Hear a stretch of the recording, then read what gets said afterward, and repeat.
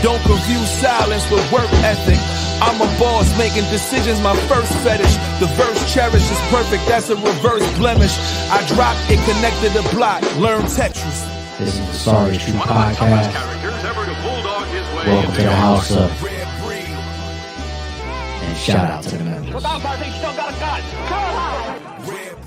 What up? It's your boy ARP. We back here with the Sorry It's True podcast. Y'all see the title. Good job. Great job. Rapper hit with federal charges for showing off a switch. A Glock switch. All right. Y'all know what switches are, right? It's a little device that people put on the back of, their handguns illegally, to basically turn their semi-autos into fully automatic weapons, right? And the feds have been cracking down on this. This ain't nothing new. They've been cracking down on it for years. You can go pull up articles on the internet that are 2, 3, 4, 5 years old. Let me jump to the comments real quick. Shout out to everybody in the chat. Hey, Corey T, I appreciate you jumping in the chat. We always appreciate respectful, insightful opinions, comments, critiques. It's just disrespect we don't tolerate over here. But this one right here, I will respond to, because once again, I always respect people's opinions and their comments and people that rock with us on the channel. You put good job, I guess you mean as in my title, good job, kind of wild statement, when all they do in battle rap is brag about guns and bodies never found. Now, Corey, with all due respect, this comment to me makes zero sense. Me personally, I've never watched a rap battle that I know of, and I've never booked one, and I've never hosted one where there were federal laws breached. That's what this blog is about, homie, okay? This video isn't about what people rap about. It's about what people actually do on camera that bring charges to themselves, okay? That's what we're talking about, Corey. So I just want to make that very, very clear. I thought it was from the title, but all right, let's jump into this. Let's read this article, and then I'll give y'all my reaction to it. The feds charged Detroit rapper after going live on Instagram with a Glock switch, screaming at his phone. All right. And here are some of the pictures that they have of it. Y'all also see it in the thumbnail. I guess they put one and all these 1 and 2s together from his Instagram, same clip, same color, same handgun. There goes the switch circled. Okay, cool.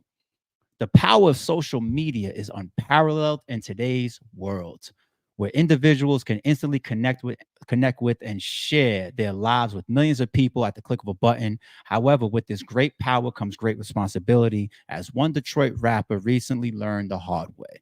That is true. With great power comes great responsibility. That is true. In a shocking turn of events, the federal authorities arrested and charged the Detroit rapper after he went live on Instagram with a Glock switch, screaming at his phone and rapping his lyrics. That's why the switchy on my side. The incident has sparked widespread debate and raised questions about the boundaries of free speech and the consequences of using social media platforms irresponsibly. All right. I want to skip down to this part.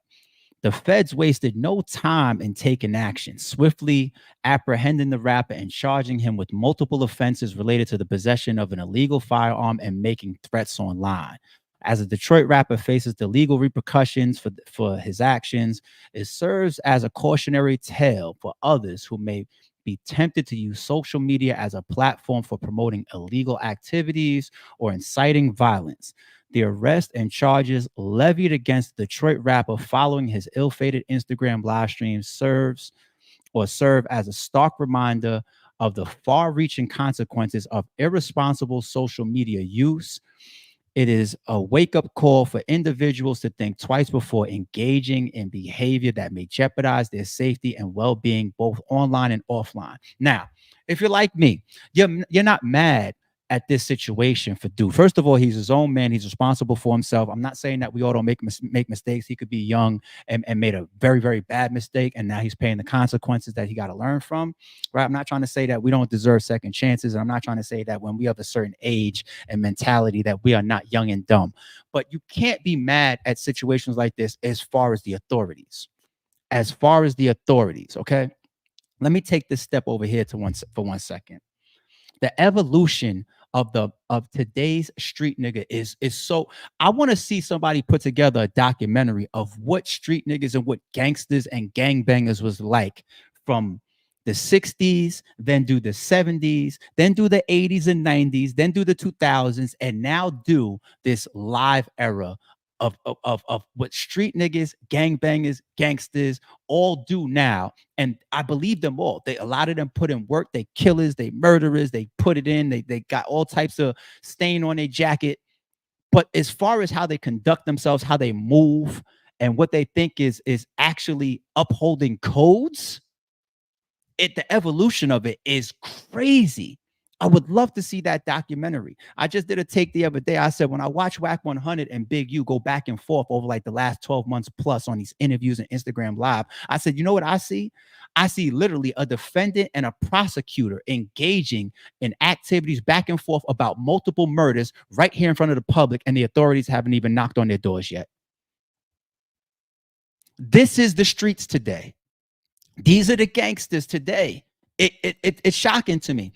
I also did a series probably like about a year ago when I broke down the different, I guess, levels of snitching. I did like a video of the definition of a switch, the definition of a civilian, the definite and good Samaritan, the definition of a tattletale. I just went through like 5 videos back to back to back in a series and kind of like creating the delineation of which each one is. Like, is the grandma looking out her window calling the cops because these guys are on the corner conducting drug sales a snitch? No. And I did that for all these different categories. People need to put just as much consequences, stain as far as like your reputation being stained, and value on self-snitching that they do snitching on somebody else. I know there's this whole label, and a lot of y'all really shouldn't even be walking around snitch this and snitch that because you never sat in front of a detective. You've never been in a situation where you had to uphold honor or uphold some type of code or integrity. You never been in a situation where you was breaking the law, but everybody runs wild with this snitch stuff. Cool, let's accept that. If everybody's going to run wild and they're so infatuated with the 6ix9ine stories and the snitches of the world, I'm waiting for the world, I'm waiting for the streets to turn into a direction and say, the same way we categorize and look at the person that sat in front of that detective or got pulled over by the authorities and said he did it or this person did this and make statements that can hurt somebody else, I think we need to start putting the same type of categories on people that snitch on themselves. Why? If you snitch on yourself, you can hurt somebody else like this. This person right here that just caught these Fed charges, right? From this that's what it is. It's self-snitching because you're putting something illegal on the internet, right? You self-snitch on yourself. What if the Instagram post right next to this is you and your right-hand man, and they decide, you know what? Let's look at this person too. Let's pull this person in for questioning. Let's monitor this person. Let's watch this person. This person, oh, and this picture down here is always with him. That's his road dog. And we listen to his lyrics, and oh, that's the person that's always. It's okay, let's look into it. Oh, there's truth to it. There's truth to the lyrics. Now you got him jammed up because you caught up telling on yourself. You caught up telling on yourself. How about just the game around you? You know how they say like nobody's above the game, nobody's above the process, nobody's above, you know what I'm saying? Like what about the game around you? What about the fact that everybody or other people around you might be movers and shakers, but you acting like this on the internet and you make it hot for everybody else? The feds done raided your crib looking for this switch, and now the block is hot for God knows how long. And everybody that's outside moving and shaking, they indoors and they ain't busting no traps right now because you was playing on your Instagram. Street people, why y'all don't look at it like that? I'm not the street guy, so if I could think that, why y'all can't think that? Or maybe y'all do, but I don't see people putting that type of pressure on people for self-snitching. You need to look at a straight, flat-out snitch just as heavy as you look at a self-snitch. To me, don't go breaking the law on your Instagram and then get me jammed up because you was playing. Like, okay, I get it. Switches is popular. I listen to rap and y'all want the fully autos and you think it's cool to be able to just pull your trigger once and let off 12 and 16 seconds or whatever. Great. Beautiful. Do what you do. You can't stop people from doing what they do. But to get on Instagram Live, we get the constant reminders. This guy right here, they said he had like 20 people on his live with him. You know what a lot of people are supposed to learn this lesson for? And say like, yo, this wasn't no big situation. This wasn't no huge viral rap video. You see how like Lil Durk does a song and he got to like put disclaimers, like he be laughing and joking and being sarcastic, like. But you see how he be on some old like, oh yeah, all the guns in this video is props, right? It ain't even that. It's not in some viral big million+ view video or nothing like that. They said he had 20 people on his Instagram live and the feds swooped in for him. Probably thinking, who am I? I'm under the radar, but I'm gaining my clout. I'm doing what I'm doing, or I'm selling my whatever. And they still swooped in for you. And that's another misclaimer right there. I think people think that they're not breaking the law unless they're caught in the act by the authorities. The authorities. No. The moment you take that switch and you put it on Instagram Live, you broke the law and you incriminated yourself. There's no way around it. They have everything in their power at that point to go get a fucking warrant signed by a judge and come kick down your front door, grab you and all the evidence inside your house that they feel that can tie you to the charges. I'm not the street guy. So this is maybe why I'm not understanding why I don't see more street people not being on some old like, what are y'all doing? Y'all are nuts. Y'all are crazy. No? So the whole thing about even the charges that you put on yourself now, we're not talking about state. We're talking about federal. Everybody says they're scared of the feds because of the conviction rate. The state didn't come for him. Nobody would have ever heard. Even these titles that's going around about this guy could be sensationalized. You know how like the news reporters, they'll do that. They kill us like that. They like rapper. They don't just be like person. They be like rapper. You know what I'm saying? But even so, even regardless of that part, you hear as just a regular person, rapper, gangster, whatever you think his classification is, deservingly so. It's not even a state that swooped in for him. The feds. 20 people on your Instagram Live. And now you face Fed charges with a high ass conviction rate because you wanted to show your switch online. The thing about showing guns online, I'm going to freestyle when I think the only time you should be showing guns online. I'm going to freestyle it off the top of my head. Y'all drop a comment if I miss something. Entertainment in the form of movies, I guess music videos, documentaries, AKA props. Okay, you're justified. You know, like you got a song talking about the streets and talking about gangster activity and all that, and you got props in your video. Justified. Movies, Hollywood, duh, of course.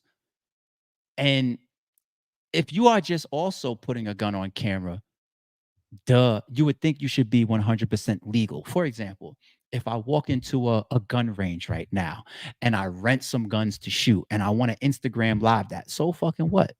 Not a problem. If I want to bring my own guns to the gun range and Instagram live that, if I want to show you the gun on my hip and I'm in a legal situation based on the state laws, based on if I'm licensed, if I'm a cop, if I'm security, whatever it is, and you want to show that on Instagram live, great.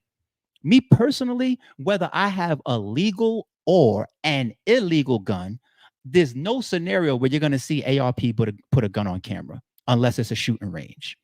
That's probably the only scenario because I don't do movies. I don't do music videos, right? And whether I ever do or I never did in my life have a gun on my hip, it's not for Instagram. It's not for the internet. It's not for none of y'all to know. I don't believe in carrying guns. That's me. I don't fuck with guns. I don't like to touch them. I don't like nothing about guns. Okay.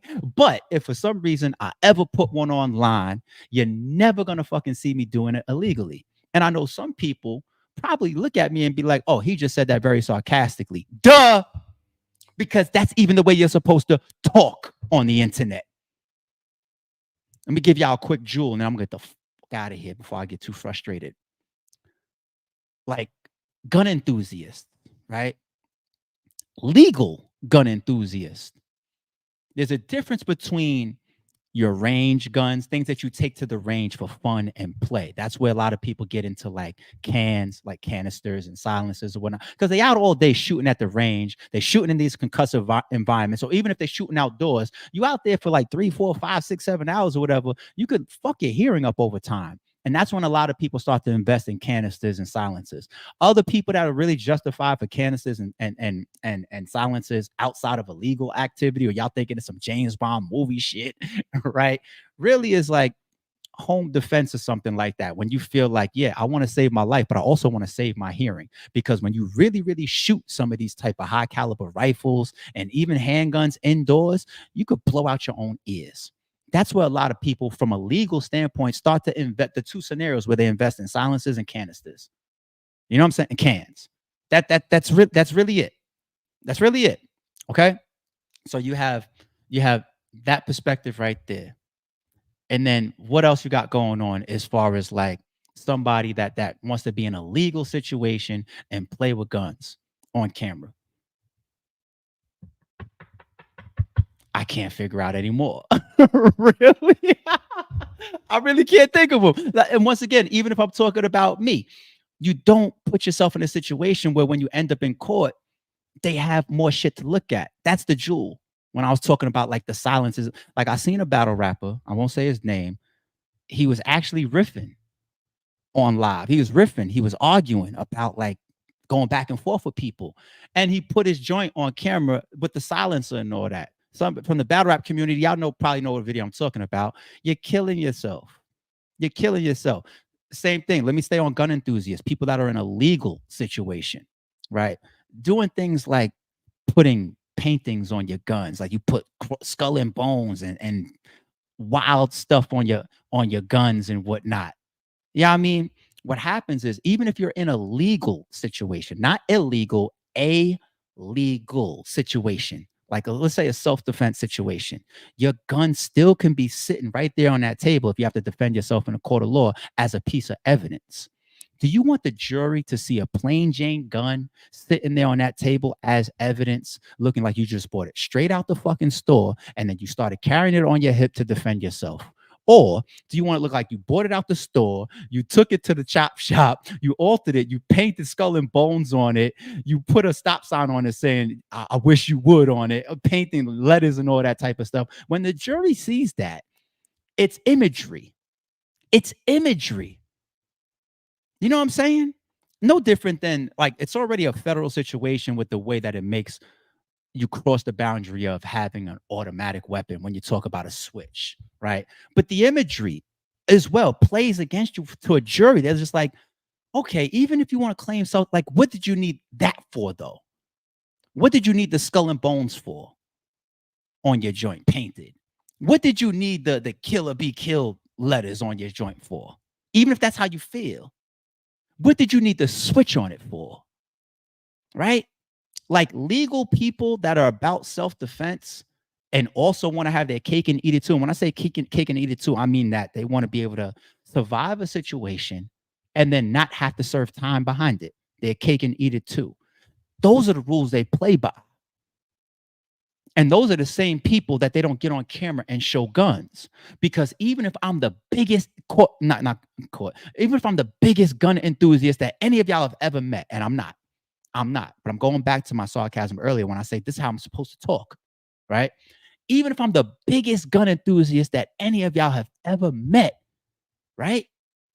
If you can trace down my social media, if you could trace down my YouTube channel, if you could pull up occurrences of saying like, look at his attitude here. Looks like he got an itchy trigger finger. Look how he's talking here. Look how he's on his Instagram live rapping these threatening lyrics while he's showing off his joint. And then this gets put together by the prosecution and the prosecutor and the DA's office and the judge and the jury sees this. Even if there's no tie at all to that Instagram video that you made when you screaming in your phone, as the article says, right, to why you actually ended up in a scenario where you actually let your shit go. Even if there's no correlation, that still plays. That gets brought in. Look what they're doing to Young Thug. They're talking about shit 5, 10, 15 years old, shit that don't even have anything to do with the main, you know what I'm saying? But they bringing it in to try to put on his character, to try to paint a picture of who he is, right? It goes for all of us. Y'all think that this only happens to celebrities? There's cases that's in court right now, right as we speak, going down, the same type of charges. You just don't hear about them. And those people are sitting behind a cell right now like this, like, damn, why did I make that video? So even if that's what you own, even if you're legal, don't put it on the internet. Don't paint a picture of yourself where later on somebody could possibly use against you. And then even if you put something on the internet, and even if you feel like it looks clean, where it's not going to play against you, don't let it fucking be something that they could come grab your ass for like a fucking switch. 20 people on your live while you there, and they still came and grabbed you, and now you face the Fed charges. And then y'all ask me why the title says good job, huh? Okay.